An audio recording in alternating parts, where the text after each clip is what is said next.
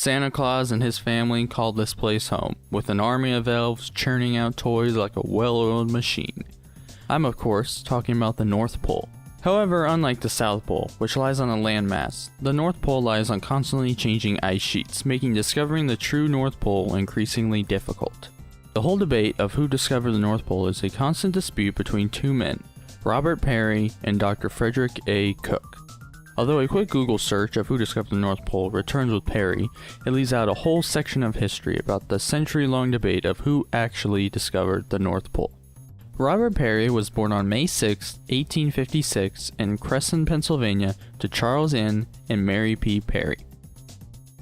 After his father died in 1859, he and his mother moved to Portland, Maine, where Peary would eventually attend Bowdoin College about 36 miles north and graduate with a degree in civil engineering. After working at the U.S. Coast and Geodetic Survey Office in Washington, D.C. out of college, he joined the United States Navy where he was an assistant engineer and later head engineer on the surveys for the Nicaragua Canal. After reading about a Swedish explorer's failed attempt to cross the Greenland ice cap, Peary borrowed $500 from his mother and ventured out. However, due to uncertain ice conditions and dwindling food supplies, Peary was forced to come home.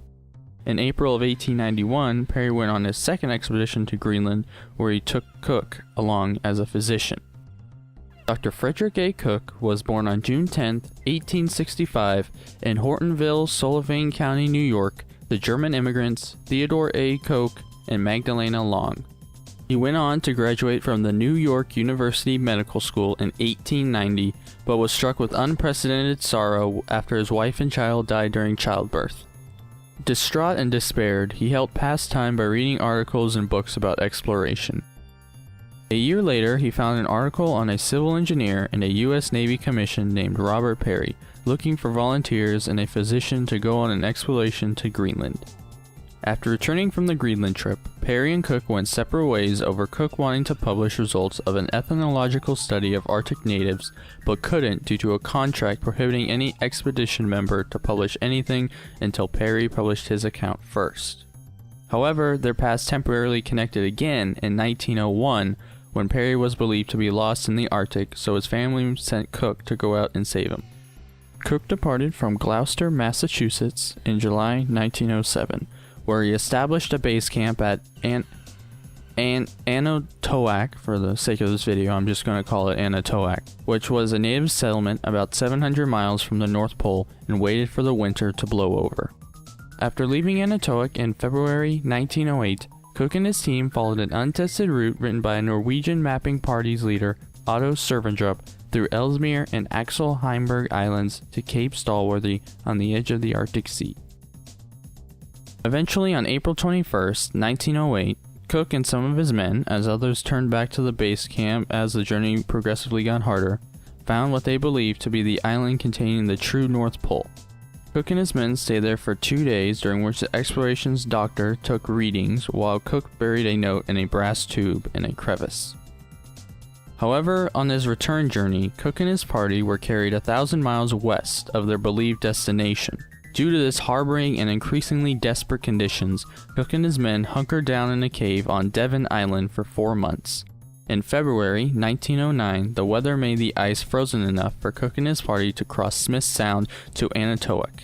There, he met an American sportsman named Harry Whitney who was on an Arctic hunting trip. Whitney told Cook that many people believed Cook to be dead, along with the report of Peary departing on his own North Pole expedition just south of Anatoak about 8 months earlier in August 1908. Robert Peary assembled a party and relied on heavy sledges pulled by a reported 246 dogs to pull it. When they were about 134 miles from the pole, Peary sent everyone back except 4 natives and Matthew Henson, an African American who accompanied Peary on his previous Arctic expeditions. On April 6, 1909, Henson, who didn't know how to use a sextant, had a feeling that they were at the North Pole. Peary then planted an American flag that his wife had sewn on top of an igloo that his native companions had built and tucked in for the night. The next day, according to Henson, Peary took a reading with his sextant, but reportedly did not tell Henson the result. He then put a digital strip of the American flag along with a note in an empty tin and buried it in the ice. Then Perry headed home. Meanwhile, back in Anatoak, a recovering Cook befriended Whitney and told him about his recent trip to the North Pole. Needing a way to get back to New York, Cook enlisted 2 new natives and wanted to sledge 700 miles south to the Danish port of Upernavik and catch a ship to Copenhagen and then another one to New York while declining the faster route given by Whitney. However, after one of the natives got sick, forcing Cook to leave one of the sledges behind, Whitney suggested Cook leave any non-important items with him, and once Cook got to New York, he would mail them to him, which Cook agreed. Cook then boxed up his expedition records minus his diary and his sextant, compass, barometer, and thermometer. After departing Anatoak on the 3rd week of April 1909, he arrived a month later in Upernavik and told the Danish officials about his recent journey. Around August, the Hans Edu, I deeply apologize if I'm pronouncing everything wrong, I'm just not Danish, docked in Upernavik and crossed the North Atlantic while Cook mesmerized the crew about his recent adventure. However, due to the captain understanding the weight of Cook's claims, suggested that he get the word out as fast as possible, so on September 1st, 1909, the Hans Edu docked at Lerwick at the Shetland Islands and used the town's telegraph station to tell the New York Herald the following message. Reach North Pole, April 21st, 1908. After sending the telegraph, the Hans Edu landed in Copenhagen, where Cook met King Frederick and promised to send him some of his polar records to the University of Copenhagen. Earlier, however, while Cook was steaming towards Copenhagen, Whitney was still waiting for his charter vessel. Around August, Perry's ship, the Roosevelt, found Whitney, but demanded to get rid of anything belonging to Cook before he got on due to the claims Perry heard before from natives that Cook had reached the pole a year earlier. Fearing he had no other chance, Whitney reluctantly agreed. On August 26, the Roosevelt stopped at Cape York, and Perry became outraged when he heard about Cook's recent expedition to the pole. Perry then demanded the Roosevelt steam towards the nearest wireless station at Indian Harbor, Labrador.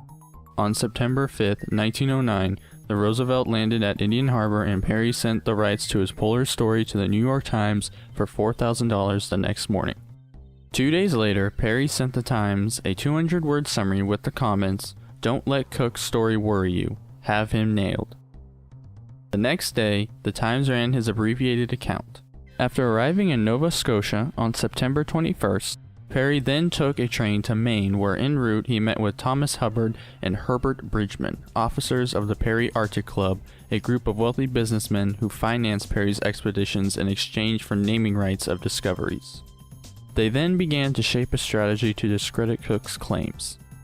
After reaching Bar Harbor, Maine, Hubbard made a statement to the press on Perry's behalf, which I quote, "Concerning Dr. Cook, let him submit his records and data to some competent authority and let that authority draw its own conclusions from the notes and records. What proof Commander Perry has that Dr. Cook was not at the pole may be submitted later." However, while Perry was arriving in Nova Scotia on December 21st, Cook arrived in New York to the excitement and cheers of thousands. He then gave a quick statement and then the next day met with some 40 reporters for 2 hours at the Waldorf Astoria Hotel and showed freely a notebook of 176 pages and I quote, 50 or 60 lines of pencil writing in the most minute characters. According to accounts by 2 Philadelphia papers, the Evening Bulletin and the Public Ledger. Cook then was asked if he could produce his sextant, but later said that his instruments and records were en route to New York. However, 4 days later, Cook received a wire from Harry Whitney, quote, "Perry would allow nothing belonging to you on board. See you soon. Explain all." Cook understood the significance of the situation, but still pushed on about his claims of reaching the North Pole first. In fact, the newspapers polled its readers on who they believe reached the pole first. The Pittsburgh Press, Watertown New York Times, and Toledo Blade all favored Cook with 73,238 to 2,814, 3-to-1 ratio, and 550 to 10 respectively. Perry Arctic Club began questioning Cook's claim of scaling Mount McKinley in 1906. For the longest time, a blacksmith named Edward Burrill accompanied Cook on the climb and corroborated his story to friends, neighbors, and reporters. However, Perry Arctic Club released an affidavit signed by Burrill and notarized on October 4th stating that the pair never actually reached the top of the mountain. The report was published in the New York Globe, a newspaper which was owned by Thomas Hubbard, the Perry Arctic Club president, and stated that it threw doubt on Cook's North Pole claim.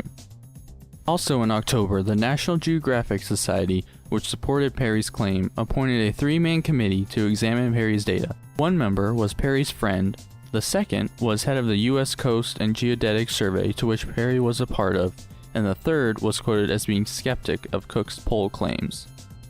On the afternoon of November 1st, the three men met with Perry and examined his records in a poorly lit baggage room in a train station at Washington, D.C., to which later the three men announced that Perry had indeed reached the North Pole.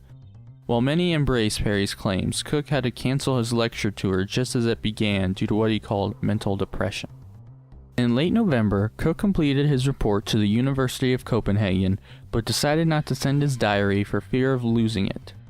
In December, the university announced that Cook's claims was, quote, not proven due to them expecting original records. However, many U.S. newspapers took this as meaning disproven. On January 1911, Perry appeared before the Naval Affairs Subcommittee of the U.S. House of Representatives, where he hoped to receive the government's official recognition of him reaching the North Pole. Despite many doubts about Perry's claims, the committee reluctantly approved a bill honoring Perry by a vote of 4-3. The bill was presented to then-President William Howard Taft and signed that March. Perry was later put on the retired list of the Navy's Corps of Civil Engineers with the rank of Rear Admiral and given a pension of $6,000 annually. After receiving what he called a hostile examination of his work, Perry never again showed his polar diary, field papers, or any other data, and rarely spoke about the North Pole till the day he died from pneumonia on February 20th, 1920 at the age of 63. Early doubts about Cook's claims mostly came from the Perry camp and overshadowed any doubts about Perry's claims. Some congressmen tried to reopen the discussion in 1914 and 15, but were shut down as World War I approached. Cook went into the oil business in Wyoming and Texas, but in 1923 was indicted on mail fraud. After a trial which saw 283 witnesses, a jury convicted him and the district court judge, John Killitz, sentenced Cook to 14 years and 9 months in prison. Upon being paroled in March 1930, Cook told reporters that, quote, I am tired and I am going to rest. He then spent his last decade living with his two daughters from his second marriage and their families. A few months before he died, President Franklin D. Roosevelt pardoned Cook, but he died from a stroke on August 5, 1940, at the age of 75. However, in 1988, National Geographic published an article throwing more doubts on Perry's claims after examining his records and data with his family's consent. So now I ask you, the viewers, who do you think actually explored the North Pole first? Comment down below.